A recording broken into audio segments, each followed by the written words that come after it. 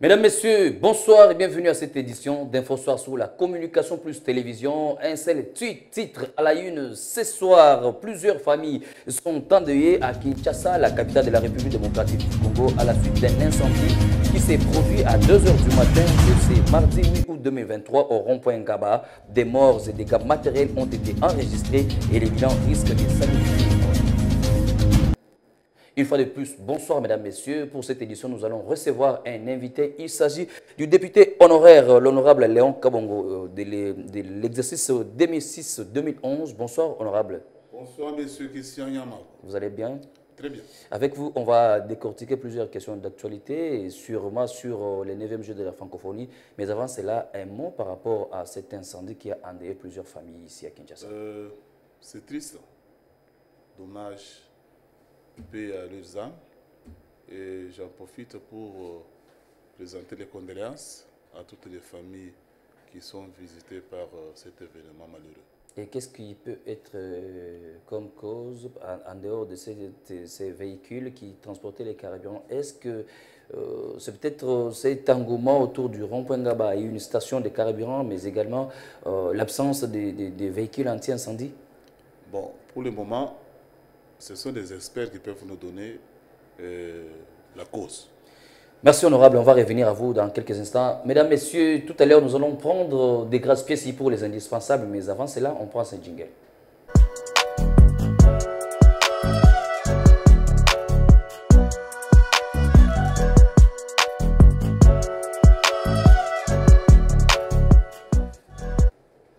Bonsoir des grâces. Bonsoir Christian. Tout en noir. Est-ce que c'est pour témoigner la solidarité avec ceux qui viennent de perdre les membres de leur famille, avec les dégâts matériels dus à cet incendie qui s'est produit au rond-point Ngaba? Justement, étant congolais, étant quinois, je ne peux que compatir avec toutes ces familles qui sont endeuillées. Vous le savez, c'est depuis 2 h du matin que cet incendie a été déclaré dans la commune de Lemba. Plusieurs personne ne s'y attendait pas, en tout cas, c'était brusque, c'était en pleine nuit et certaines victimes étaient encore en train de dormir. Voilà pourquoi je suis ainsi pour témoigner toute ma compassion aux compatriotes éprouvés. Et visiblement, il y en a qui passent nuit dans des dépôts, dans des boutiques. Ils ont été surpris par ces feux et du coup, les autres se sont retrouvés morts. Et voilà, aujourd'hui, leurs familles sont en train de regretter. Est-ce que la police a déjà dressé le bilan ou bien il faudra encore attendre? Justement, jusque-là, la police ne s'est pas encore prononcée sur la question, mais seulement les témoins de l'événement, ceux qui habitent les alentours, ceux qui ont été alertés par la détonation de ces citernes qui a explosé, ont pu quand même donner leurs impressions parce qu'il faut le dire, c'est grâce aux efforts de la population d'abord que ces feux ont été maîtrisés parce que jusqu'aux alentours de 9 h, nos reporters étaient sur place, il n'y avait pas encore de dispositifs anti-incendie pour riposter à ces feux qui ne faisaient que prendre de plus en plus d'ampleur. Et on note plus de 10 maisons commerciales qui ont été calcinées et aussi des biens matériels qui sont partis en fumée. Vraiment, de grâce, je crois que je vous ai pris à pied levé en rapport avec vos indispensables. Comme on en a déjà pris, il y a quelque chose à compléter. On prend d'abord... Alors, il y a certainement des choses à compléter parce que nos reporters qui étaient sur place ont pu recueillir des propos des compatriotes que vous voyez affichés sur cet écran. Ce sont des témoins de l'événement, ceux qui ont vécu la scène, ceux qui ont participé pour éteindre ces feux. Alors, pour eux, ils estiment que ces citernes contenant du carburant étaient en provenance de la province du Congo central. Et en cheminant vers Kinshasa, le véhicule a connu une panne technique et le chauffeur a décidé de finir sa course sur un poteau électrique. Et à partir de là, un câble, il y a eu des intercelles, un câble s'est détaché pour tomber justement sur ce camion qui contenait des produits inflammables, voulais-je dire. Voilà ce qui a causé ces dégâts. Est-ce qu'on peut suivre ces témoignages? Évidemment, on va suivre les témoins de l'événement et on va revenir. Merci à la réalisation de nous proposer ces témoignages et puis on se retrouve juste après.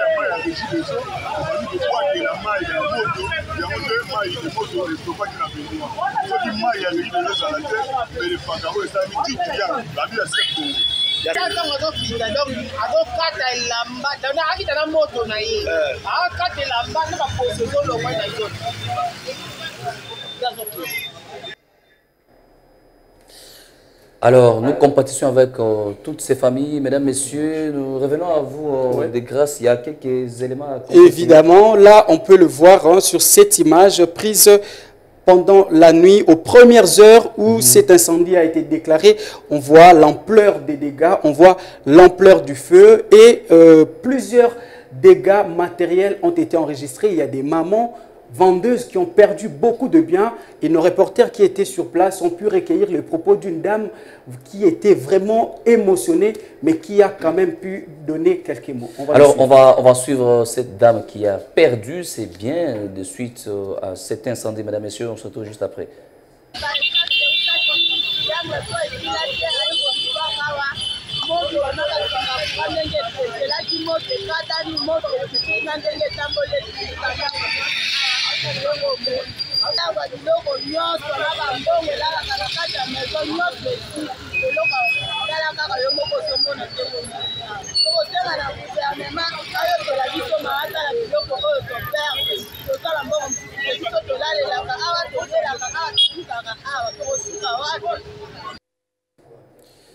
Pas du tout facile de supporter ces instants. Vraiment, nous pensons que les autorités compétentes pourront réagir pour justement compenser toutes ces personnes qui sont victimes de cet incendie parce que c'était vraiment inattendu, surtout à quelques semaines de la rentrée scolaire. Certains parents se débrouillent à ce point. Donc, nous avons un État responsable qui pourra réagir positivement. De grâce, on continue soit justement, on va passer à un autre dossier.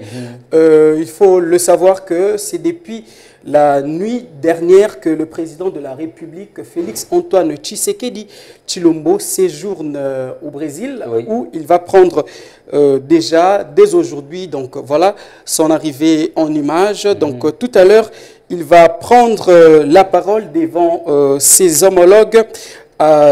Félix Tshisekedi prendra justement part au sommet régional de l'Amazonie qui commence aujourd'hui et va se clôturer le 10 août prochain dans la ville de Belém, au nord du Brésil. Et ceci, c'est justement sur invitation de son homologue brésilien, Luiz Inácio Lula da Silva, qui veut voir la RDC rejoindre les groupes de pays leaders des grands bassins forestiers. Ce n'est plus un secret pour personne. La République démocratique du Congo et le Brésil sont les deux poumons. Parce que c'est là où je voulais aboutir. Quels sont les enjeux de ce sommet? Quelle est l'importance de la participation de la RDC? Justement, vous le savez, c'est la RDC et le Brésil qui font vivre justement le monde entier grâce à leur forêt. La forêt équatoriale et l'Amazonie. Voilà, justement, vous le savez mieux. Alors, la RDC ne bénéficie pas tellement des avantages, des avantages naturels qu'ils possèdent, parce que on se rappelle qu'il y a eu la COP 21 où plusieurs décisions ont été prises, notamment la création du Fonds bleu sur le climat, mais jusqu'à présent la RDC est toujours absente lors de grandes réunions qui parlent des climats, qui parlent des forêts, qui parlent des bassins alors que du Congo, alors le monde bénéficie beaucoup de ce qui est comme atout naturel de la Justement, c'est pourquoi, grâce à ces sommets, il y aura certainement un tête-à-tête entre le président Tshisekedi et son homologue brésilien, afin justement de voir de quelle manière la RDC peut se retrouver en position de leader mondial sur les questions liées à l'environnement. Et je pense que pour cette page, on va boucler. Et dans un autre registre, qu'est-ce qui reste?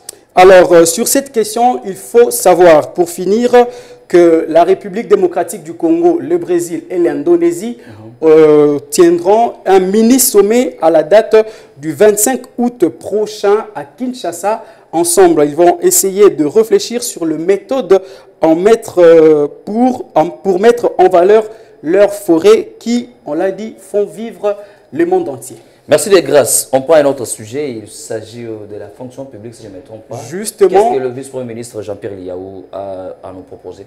Alors, ce qu'il faut savoir en rapport avec la fonction publique, il est là, le vice-premier ministre, ministre de la fonction publique, a tenu à faire une communication pour taire les rumeurs distillées par les oiseaux des mauvais augures faisant état de hausse d'impôts sur les revenus professionnels de fonctionnaires et agents publics de l'État.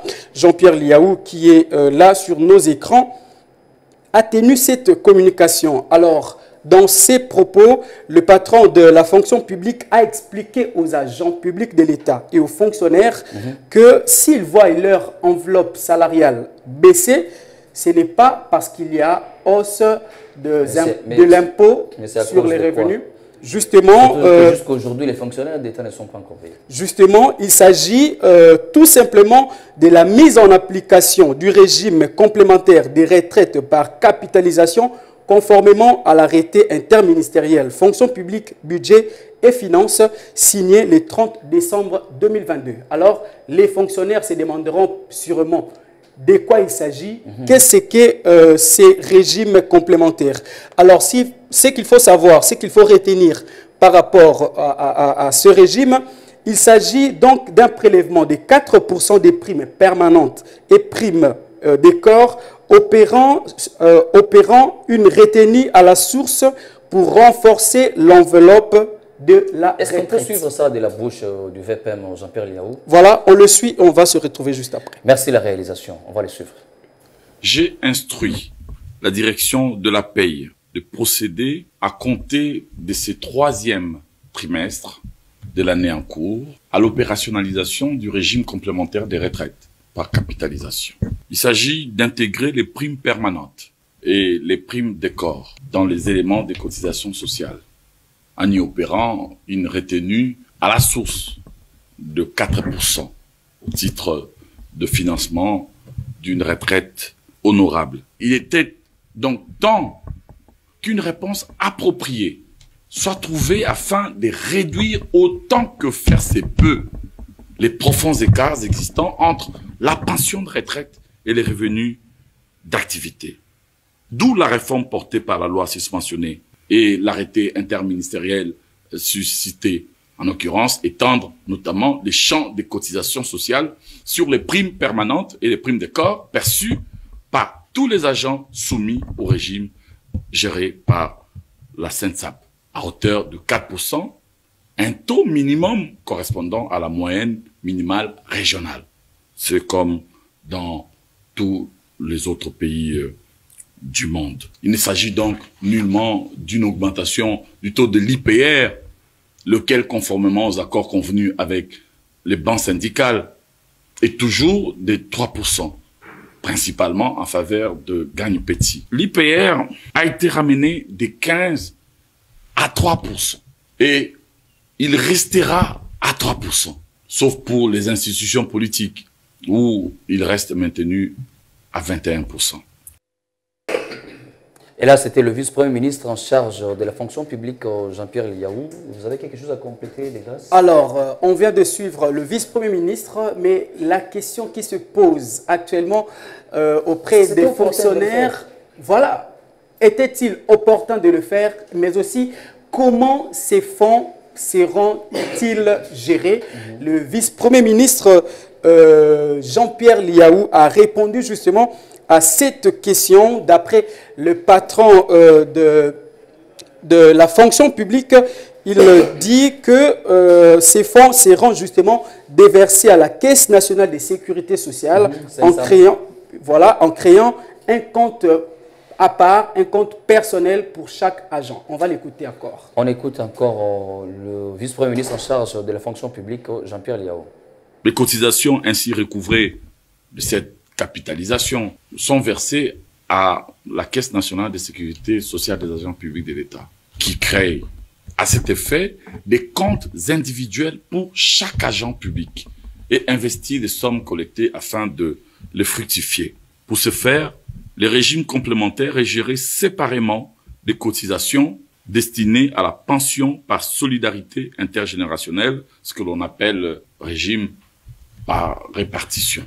Ces régimes complémentaires, par ailleurs volontaires, visent à amener l'agent public à cumuler une épargne tout au long de sa vie professionnelle pour rehausser la qualité de sa vie après la carrière en s'assurant d'un montant de pension, de retraite qui se rapproche au mieux du revenu qu'il percevait pendant qu'il était en activité. Alors, en raison de son caractère facultatif, l'agent qui s'estime ne pas vouloir recourir au régime complémentaire de pension peut, suivant les modalités qui seront précisées dans la note circulaire que je rendrai publique de demain, décider d'interrompre le versement de ces cotisations à titre partiel ou définitif. En le faisant, il assumera, par contre, la pleine responsabilité de sa situation future, éventuellement précaire. À son départ à la retraite, l'agent public qui a cotisé pendant au moins 180 mois pourra choisir de recevoir l'épargne constituée sous forme, premièrement, de capital et obtenir le versement de la totalité des cotisations révalorisées chaque année. Il pourra s'agir d'une somme équivalente, par exemple, à 50 000, à 100 000, à 200 000 dollars par agent. Alors, des grâces, parce qu'on doit nous séparer d'avec vous dans quelques instants pour nous occuper de l'invité. Nous voulons savoir peut-être la dernière question. Était-il vraiment opportun que le vice-premier ministre ou encore que les ministères de la fonction publique puissent penser déjà à ces prélèvements à ce moment ici? Oui, justement, c'était d'ailleurs plus qu'opportun parce que l'État congolais a remarqué que lorsqu'un agent public de l'État allait en retraite, sa vie devenait malheureuse parce qu'il n'arrivait plus à percevoir un montant qui se rapproche du salaire, que ce soit salaire de base ou sur l'ensemble des primes qu'il pouvait percevoir lorsqu'il était aux affaires. Donc c'est pourquoi on a le vice-premier ministre, j'y arrive, le vice-premier ministre, ministre de la fonction publique, ensemble avec ses collègues membres du gouvernement, ont réfléchi sur comment essayer de majorer un peu l'enveloppe d'un agent public qui part en retraite. Je donne un exemple à titre illustratif. Un agent public qui quitte, par exemple, la fonction publique, verra son dû, son enveloppe diminuer de 70 à 99% pour certains cas. Okay. Alors, cette réforme est donc salvatrice pour les fonctionnaires de l'État et nous pensons qu'avec cette réforme, les agents publics seront heureux de passer leurs derniers jours en paix prise en charge par l'État congolais. Merci des grâces pour ce soir. Je vous en prie. Nous allons vous dire au revoir. Merci. Tout en restant compatissant avec nos frères et sœurs qui ont perdu leurs frères, leurs membres de famille, mais également qui ont connu des dégâts matériels suite à l'incendie qui s'est produit au rond-point Gabon. Merci des grâces. Merci Christian. Alors, mesdames, messieurs, tout à l'heure, nous allons recevoir notre invité de ce soir, mais ça sera après ce jingle.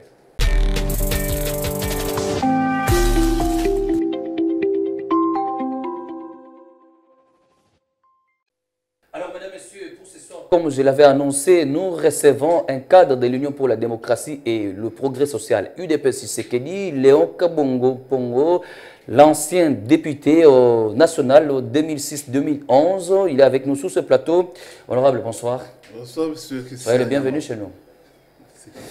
Alors, sans plus tarder, nous allons commencer nos hostilités. Vous êtes au cadre de l'UDPS. Que pensez-vous d'abord de ceux qui ne sont pas alignés sur la liste de l'UDPS pour les législatives nationales et provinciales? Ok, ce que je peux dire à nos camarades qui ne se retrouvent pas sur les listes du parti, tout comme celle de Mosaïque, Oui. ils doivent garder leur calme. Et comme vous le savez, c'est comme une équipe de football. Une équipe peut compter 22 joueurs, mais ceux-là qui sont alignés sur le terrain peuvent se trouver à 11. 11, tout à fait. Alors, ceux-là qui sont restés applaudissent ou bien encouragent ceux-là, les acteurs. Est-ce que si vous dites ça, n'est-ce pas, c'est parce que vous êtes aussi sur les alignés pour cette compétition? Vous êtes aligné, n'est-ce Ce pas? n'est pas le cas ici. Bon, je voudrais seulement encourager ceux-là qui sont là, que ceux-là qui ne sont pas sur la liste, de savoir que c'est comme une équipe de football, nous devons encourager ceux-là qui sont au front. Donc, si je comprends bien, c'est sportivement accepté selon la démocratie qui règne au sein de votre parti. Vous pouvez être aligné ou pas, mais ok, la démocratie... Mais on reste fidèle. Le problème, c'est de rester fidèle au parti. Puisqu'il n'y a pas seulement la fonction du député national, il y a d'autres fonctions, où il y a des élections au Sénat, il y a le Sénat. Surtout que vous avez déjà été aussi député, vous n'avez rien à envier d'être député. Bon, tout le monde a des ambitions. En tant que politique, j'ai des ambitions, mais le problème, c'est de rester fidèle au parti. Merci honorable. Avec vous, on va mettre un accent particulier sur la tenue des 9e Jeux de la francophonie. Beaucoup de Congolais n'ont pas cru. Il y a eu des manœuvres au départ. Il suffisait que le chef de l'État s'implique personnellement, qu'il vienne, qu'il effectue plusieurs descentes avec le Premier ministre Jean-Michel Sama-Lukonde pour inspecter les travaux. Et comment avez-vous trouvé cette organisation? Je vous dis, mon frère Christian, ce qui vient de se passer dans ce pays, la RD Congo, c'est du jamais vu depuis que le Congo est Congo. C'est vrai ça? Oui. Même pas le combat Ali Foreman? Mais je vous dis, depuis que le Congo est Congo. Est-ce qu'on a déjà organisé les Jeux de la francophonie ici? Mais je vous dis que cette organisation des 9e Jeux de la francophonie a réussi totalement. Ok. C'est au-delà même des attentes. Cette organisation est tellement au-delà des attentes. On ne s'imaginait pas qu'on pouvait obtenir ce genre d'événement. Au-delà des attentes même des organisateurs. Je vous dis, la RD Congo a surpris le monde entier. Félix Antoine Tshisekedi a surpris le monde entier. Puisque j'ai vu même des athlètes d'un pays, je pense que c'est le Cameroun, qui réclamaient Tshisekedi pour président du Cameroun. Là, c'est une polémique. Oui. Nous savons que la RDC et le Cameroun tiennent toujours. Oui, mais les acteurs ont dit ça. Il y a une vidéo. Donc, ils demandent la présence de Tshisekedi. Donc, oui, ils réclament Tshisekedi comme président. C'est pour vous montrer que, mon frère, le pays vient de décoller. La RD Congo vient de décoller. Tshisekedi, c'est le salut pour ce pays. Ah, c'est votre point de vue. Oui. Mais c'est visible, ça ne demande pas de microscope pour voir. Celui qui va s'opposer à ça, à cette organisation, à cette réussite, là, il doit être haineux. Mais pendant la tenue de ces Jeux de la francophonie dans les rues de Kinshasa, certains Kinois disent que c'est déjà un pas vers le deuxième mandat pour le président Tshisekedi. Vous certifiez aussi ces points de vue? Ils ont raison. Puisque je ne vois pas encore une autre personne qui va se pointer pour congrès Tshisekedi. Tu sais qu'il vient de montrer à la face du monde. Vous n'avez pas peur de Moïse Katumbi? Non, ce sont des policiers à perte de vitesse. Donc, je ne vois pas. Il n'y a pas quelqu'un qui aime ce pays comme Tshisekedi. Même pas Martin Fayou. Non, mais Martin Fayou vient de quitter la course. De lui-même, il a compris. Tout ce qu'il est en train de dire là, de visiter les histoires là à la CENI. Mais ce sont des astuces. Il a compris qu'il n'est pas en mesure d'affronter Tshisekedi. Puisque Tshisekedi, ce qu'il est en train de faire, mon frère Christian, M. Fayou, c'est un politicien. Il a compris qu'il n'est pas en mesure. C'est pourquoi il faut chercher des astuces pour distraire ses militants. Et maintenant, une question se pose parce que les 9e Jeux de la francophonie nous ont laissé, ils ont légué beaucoup d'avantages, entre autres ces infrastructures sportives, bien entendu. Et qu'est-ce que vous pensez de la gestion de ces infrastructures après les 9e Jeux de la francophonie? D'abord, c'est mieux que je commence par les infrastructures. Ça, c'est le triomphe de la volonté politique du chef de l'État. Puisque quand il s'est pointé pour organiser, beaucoup se sont opposés à l'organisation du 9e Jeu de la francophonie. Beaucoup se sont opposés. Mais lui voyait plus loin. Puisque lui, j'ai toujours félicité un certain nombre d'États. Puisque lui pense et agit en termes d'intérêt national. Ce qui préoccupe Tshisekedi, c'est l'intérêt national. L'intérêt national que nous avons pour le moment, ce sont ces infrastructures. Nous avons des infrastructures sportives aujourd'hui.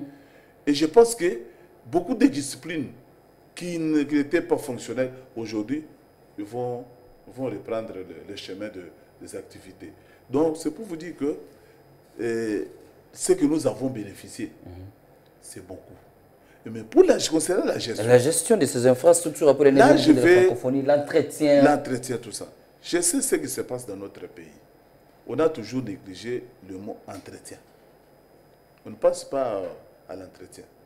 Mais pour le moment, je vais demander seulement au chef de l'État, le garant de la nation, de pouvoir mettre en place un conseil d'administration qui est chargé de la gestion de toutes ces infrastructures. Ok, donc on a un président du conseil d'administration, un directeur général, un DGA, les administrateurs pour assurer le suivi de la gestion de ces infrastructures. Effectivement. Ok.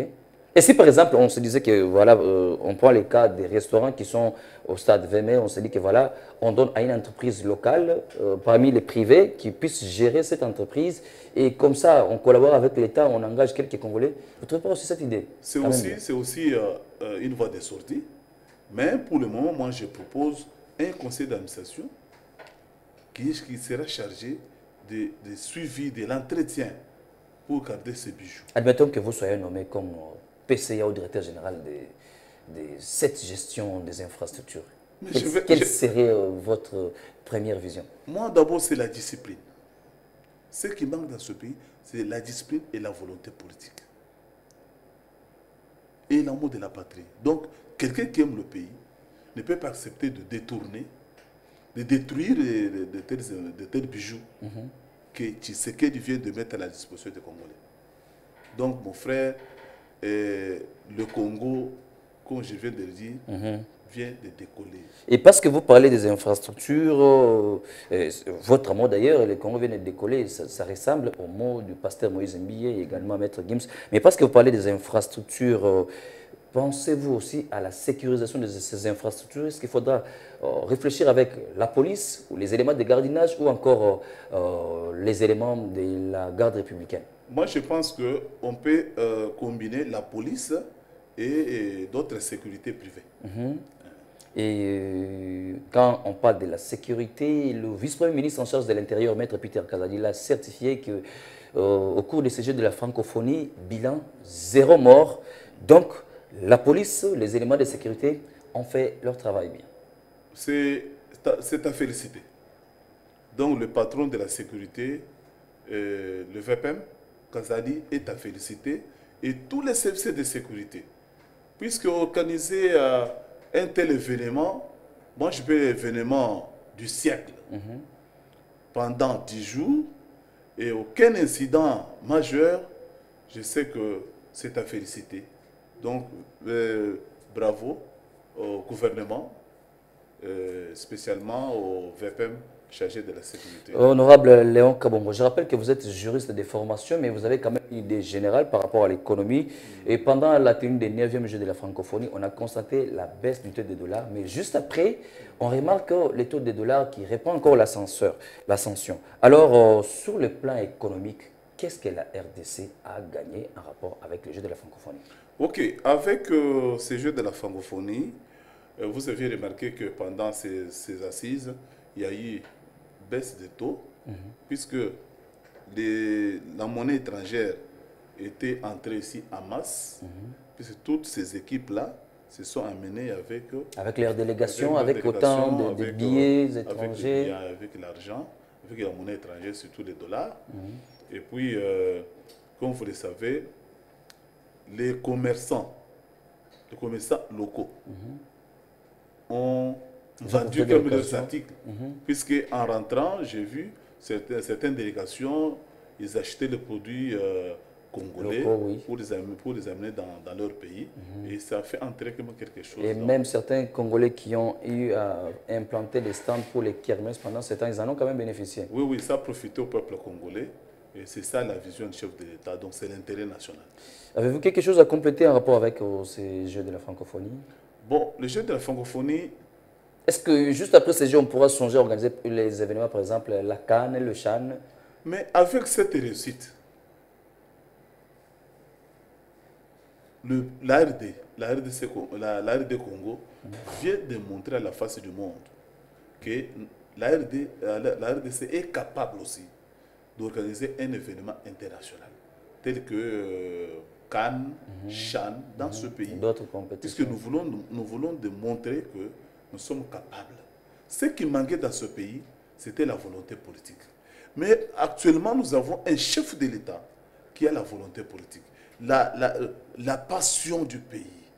Donc, il a l'amour du pays. Il n'y a pas quelqu'un d'autre pour le moment qui aime ce pays comme Félix.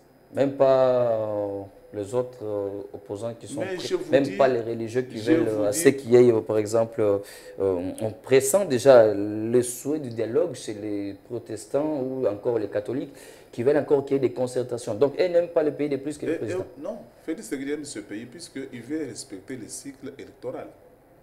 Si Tshisekedi n'avait pas parlé des élections, ces gens pouvaient dire beaucoup de choses. Voilà, il est incapable d'organiser les élections. Mais aujourd'hui, nous sommes sur la voie des élections. Mais pourquoi chercher le dialogue? Mais c'est peut-être pour qu'il y ait participation de tous, nous voulons les élections inclusives. On peut aussi solliciter un dialogue, n'est-ce pas? Monsieur Christian, comme vous le savez, dans ce pays, en 2006, l'UDPS n'était pas partie prenante aux élections. Et il y a eu élection. Il y a eu un président élu, il y a eu des députés, il y a eu des sénateurs. Mais aujourd'hui, s'il y a un parti ou deux partis qui ne veulent pas participer, je ne vois pas le problème puisque nous avons déjà une jurisprudence dans ce pays. Et quelle lecture faites-vous face aux opposants ou à l'opposition devant les élections? L'opposition actuelle face aux élections. Mais les opposants ne sont pas préparés pour ça.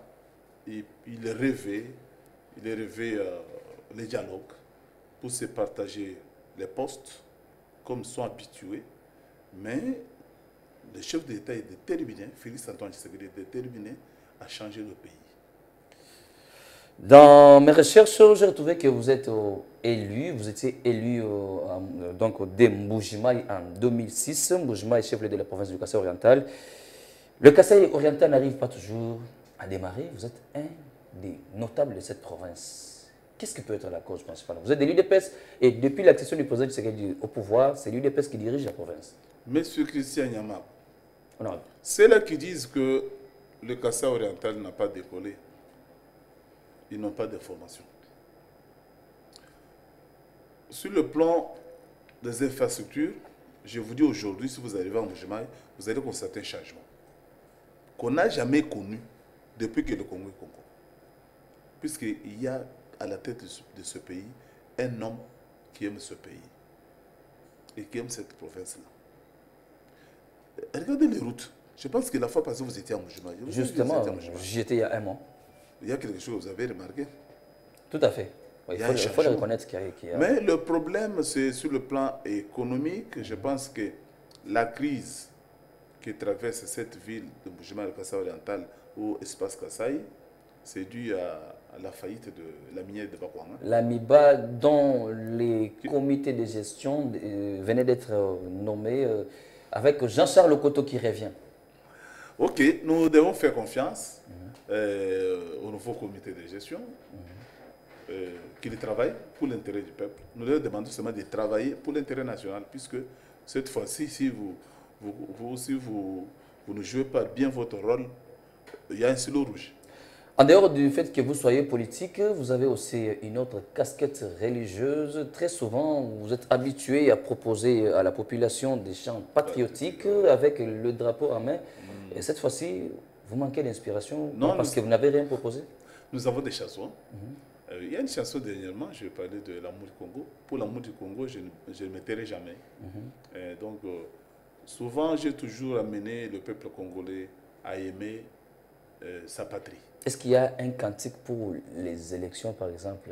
Oui, oui. C'est déjà en préparation. On doit faire quelque chose pour amener le peuple congolais aux élections, surtout donner le deuxième mandat au président de la République. J'ai dit deuxième mandat. Je ne sais pas comment j'ai dit deuxième. Avec votre parti, l'UDPS, son secrétaire général, Augustin Kabouya, vous êtes vraiment prêt à offrir un deuxième mandat au président Tshisekedi? Tout le monde est prêt. À l'UDPS, tout le monde est prêt pour affronter les élections. Et puis, je salue le secrétaire général pour les efforts consentis. Et nous l'encourageons qu'il travaille pour l'avancement du parti. Je sais que le problème ne manque pas, mais c'est question de les régler en famille. Alors, un dernier message ce soir. Ok. Pour le dernier message pour aujourd'hui. Pour ce soir. Ah, okay, parce qu'on pourra encore revenir. Vous avez beaucoup de matière à donner. Parce qu'on n'est pas mort. Non, on ne va pas mourir avec... espérons que Dieu va encore nous protéger. Je demande au peuple congolais de faire confiance au président de la République, Félix Antoine Tshisekedi Tshilombo. C'est lui qui aime ce pays. Il a la volonté de changer ce pays. Nous devons lui donner le deuxième mandat. Là, vous verrez comment il va diriger ce pays, puisqu'il aura un parlement, il aura un sénat, il aura des assemblées provinciales. Donc, Tshisekedi est venu donner le changement. Nous devons le soutenir. Et puis, je tiens aussi à remercier, à féliciter votre DG. Monsieur Arobaz Mukuna. Oui, Aro Mukuna et tous ses collaborateurs pour le travail abattu, puisque ce qui m'a attiré de venir ici, c'est la qualité du travail.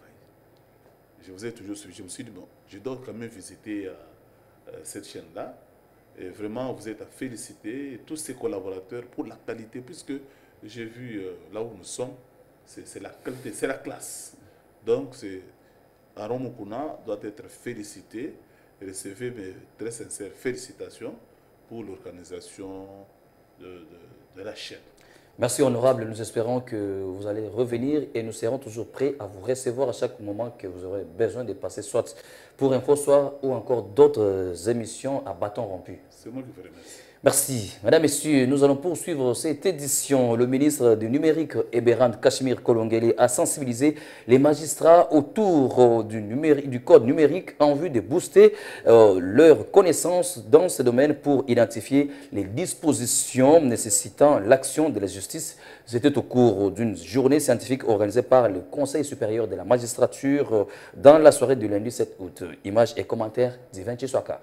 C'était au cours d'une journée scientifique qui a porté sur les codes numériques tenus dans la salle du ministère des Affaires étrangères sous l'égide du Conseil supérieur de la magistrature en collaboration avec le ministère du numérique dans le cadre de la vulgarisation du code numérique que le ministre du numérique Eberhard Kolongele a convié les magistrats congolais à une séance de travail en vue de renforcer leurs connaissances dans le domaine du numérique et surtout pour identifier les dispositions nécessaires, les dispositions nécessitant l'action de la justice contre ceux À travers l'outil informatique, ça donne à la petite délinquance comme à la grande criminalité. À cet effet, le numéro 1 du numérique congolais a annoncé aux magistrats la création dans les prochains jours de l'Agence nationale de cybercriminalité avec possibilité de bloquer un site qui diffusera des contenus sanctionnés par l'actuel code numérique. Pour ce faire, le ministre Kolongele a estimé que la mise sur pied d'un service minimum des citoyens par l'État s'impose. Il sied de noter qu'à la fin de cette séance, le président du Conseil supérieur de la magistrature, Dieudonné Kamuleta, a pris l'engagement d'offrir une copie de l'ordonnance loi portant création du code numérique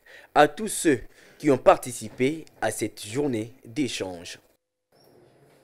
Parlons sécurité. Dans ce journal, plus de 13 000 jeunes sont attendus pour renforcer les rangs de la police nationale congolaise. Lundi 7 août dernier, le vice-premier ministre, ministre en charge de l'Intérieur, Maître Peter Kazadi, a officiellement lancé l'opération de recrutement des nouveaux policiers en présence des responsables de la PNC, des Grâce-Piessi. C'est dans le but de renforcer la sécurité sur l'ensemble du territoire national que le vice-premier ministre, ministre de l'Intérieur, Peter Kazadi Kankonde, a procédé lundi 7 août 2023 au lancement de l'opération des recrutements massifs des nouveaux éléments de la police nationale congolaise. Devant les officiers supérieurs de la PNC réunis dans la salle Virunga du ministère de l'Intérieur, Peter Kazadi a étalé sa ferme volonté de voir environ 13 000 jeunes rejoindre les rangs de la police en vue de donner un nouveau souffle à la PNC. Concernant le recrutement des policiers, il est décidé à partir d'aujourd'hui que le recrutement est lancé. Donc le recrutement va démarrer. Nous allons seulement donner le temps en parlant à toutes les provinces, les commissariats provinciaux dispersés à travers le pays pour que ce recrutement commence et continue. Voilà. Le recrutement se fera à travers tous les territoires nationaux, dans les 26 provinces. Nous allons là créer une commission nationale de recrutement et au niveau des provinces, il y aura des commissions. Outre ce point, le menu des échanges a consacré une bonne partie à la recherche de voies et moyens de désengorger les routes de Kinshasa et résoudre définitivement l'épineux problème des embouteillages. Il est interdit à tout camion remorque d'entrer dans la ville province de Kinshasa avant 22 h. C'est-à-dire tous les grands camions qui vont quitter les périphéries vont s'arrêter à l'entrée de la ville de Kinshasa. C'est une mesure qui existe déjà et qui a été sanctionnée par un arrêté du gouverneur. La police ne fera que la faire observer. Donc, le mot d'ordre nous a été donné de faire observer cette mesure. Le code de la route doit être respecté par tous. Et aussi, autre mesure, c'est celle de délocaliser tous les arrêts qui encombrent les carrefours. Les carrefours doivent respirer. Et nous, la police, on nous a demandé de veiller à cela. Et c'est ça que la police va appliquer. Ces jeunes qui seront recrutés dans toutes les provinces du pays vont sans doute redorer l'image de la police nationale congolaise, longtemps ternie par des mauvaises pratiques dont la corruption, l'intolérance, les manques de courtoisie et l'indiscipline. Prenons cette nouvelle en bref avant de boucler complètement cette édition. Ce mercredi 9 août, la CENI, Commission électorale nationale indépendante, publiera les listes provisoires des candidatures à la députation nationale déclarées recevables et irrecevables. Les détails, ça sera avec Gauthier Mwepou. Mesdames, Messieurs, on passe rapidement au rappel du principal titre de cette édition. Plusieurs familles sont endeuillées à Kinshasa, la capitale de la République démocratique du Congo, à la suite d'un incendie qui s'est produit à 2 h du matin de ce mardi 8 août 2023 au rond-point Gaba. Des morts et dégâts matériels ont été enregistrés et le bilan risque de s'alourdir. Merci, mesdames et messieurs, à vous de nous avoir suivis. Nous compatissons avec toutes les familles victimes de ces incendies. Nous vous disons au revoir et on se retrouve demain. Merci.